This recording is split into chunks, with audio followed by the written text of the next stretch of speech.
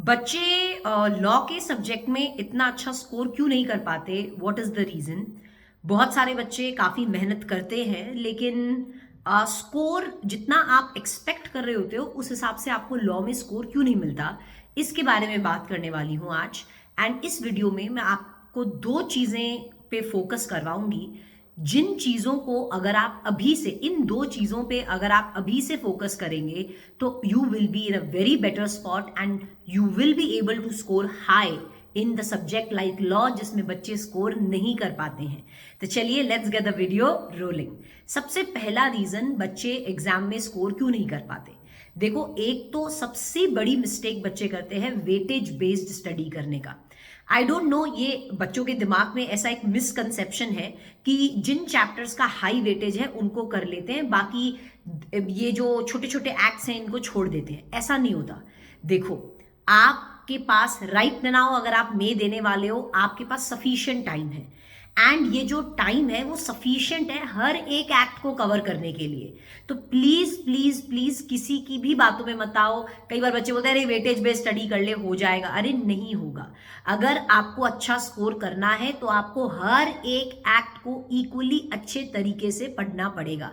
और देखो, ऐसा नहीं होता है कि इस एक्ट से ज्यादा नंबर के क्वेश्चन आते हैं तो इसको कर लेते हैं, इससे कम के आते हैं तो इसको छोड़ देते हैं। नहीं, कभी कभी जो एक्ट्स आप छोड़ के जाते हो, ऑप्शन में डाल के जाते हो, उन एक्ट से कभी कभी ज्यादा मार्क्स के क्वेश्चंस भी आ जाते हैं। और ऐसे क्वेश्चंस आ जाते हैं जो बहुत इजी होते हैं, जो बहुत स्कोरिंग भी होते हैं। तो प्लीज आप ये परम्यूटेशन कॉम्बिनेशन को छोड़िए, ये कर लेता हूं ये नहीं करता, ऐसा मत करो। पूरे के पूरे चैप्टर्स को कवर करो। पहली चीज, वेटेज बेस्ड स्टडी मत करो। बाद में जाके ना बच्चे पूछते हैं मैडम ये चैप्टर मैंने ऑप्शन में छोड़ दिया है, हो जाएगा क्या, चल जाएगा क्या? बेटा, अब आपने ऑप्शन में छोड़ ही दिया है तो अब आप क्या अब हम क्या बताएं आपको?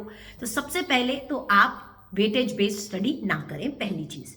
दूसरी चीज, सबसे बड़ी यूनिवर्सल दिक्कत, देखो आपने अभी तक 12th तक लॉ का सब्जेक्ट पढ़ा नहीं है। अब एकदम से सीए फाउंडेशन में ये एक थियोरेटिकल सब्जेक्ट है लॉ का, जो आपको पूरे पूरे आंसर्स लिखकर आने पड़ेंगे।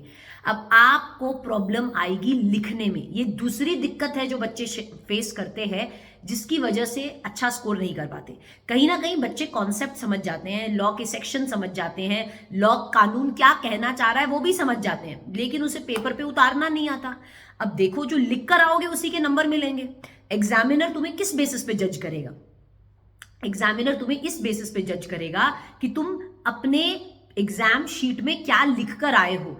अगर आप उसी में ही अच्छे नहीं हो तो आपको स्कोर कैसे मिलेगा? तो देखो, रैदर देन सिर्फ वर्किंग हार्ड कि मैं सारे सेक्शंस पढ़ता हूं, ये करूंगा वो करूंगा, कॉन्सेप्ट समझूंगा, rather than working hard you need to also work smart. That is, आपको लिखना भी सीखना है। देखो, ये लॉ का सब्जेक्ट सबके लिए नया है, ऐसा नहीं है सिर्फ आप ही के लिए नया है। जितने भी बच्चे सीए फाउंडेशन के एग्जाम देने वाले हैं सबके लिए लॉ का सब्जेक्ट नया है। तो आपको अपनी ग्रामर पे थोड़ा ध्यान देना पड़ेगा। और देखो, राइटिंग प्रैक्टिस एक ऐसी चीज होती है जो आप, या राइटिंग एक ऐसी चीज है जो आप 5-6 दिन में नहीं सीख सकते। ये ओवर द टाइम आप सीखते हो। अभी May 25 के एग्जाम में आपके पास सफिशिएंट टाइम है, तो मैं आपको सजेस्ट करूंगी कि अभी से रोज एक क्वेश्चन आप लिखना चालू कर दो। देखो, अकाउंट्स में आप करते हो कि नहीं? आप अकाउंट्स में क्या करते हो? अपना एक आंसर निकालते हो, पूरा क्वेश्चन सॉल्व करके आंसर निकालते हो और आंसर को अपने बुक के आंसर के साथ मैच करते हो कि नहीं? उसी से तो पता चलता है आपका आंसर ठीक है कि नहीं। तो आप ऐसा थ्योरी में क्यों नहीं कर रहे हो?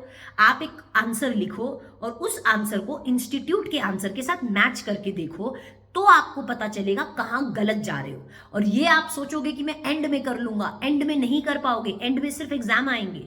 अभी आपको करना है रोज एक क्वेश्चन, जो भी एक्ट तुम पढ़ रहे हो उस एक्ट से जो भी तुमने पढ़ा है, जो सेक्शंस तुमने पढ़े हैं, उसमें से एक क्वेश्चन रोज सॉल्व करना चालू करो और इंस्टीट्यूट की बुक के साथ मैच करना चालू करो। तो आपको पता चलेगा where are you going wrong, क्या गलत जा रहे हो, कहां गलत जा रहे हो, कौन सा बेटर वर्ड तुम लिख सकते थे। या हो सकता है तुमको लग रहा है तुम्हारे हिसाब से आंसर ठीक है, पर जब तुम मैच करोगे तो तुम्हें अपनी कमियों के बारे में पता चलेगा।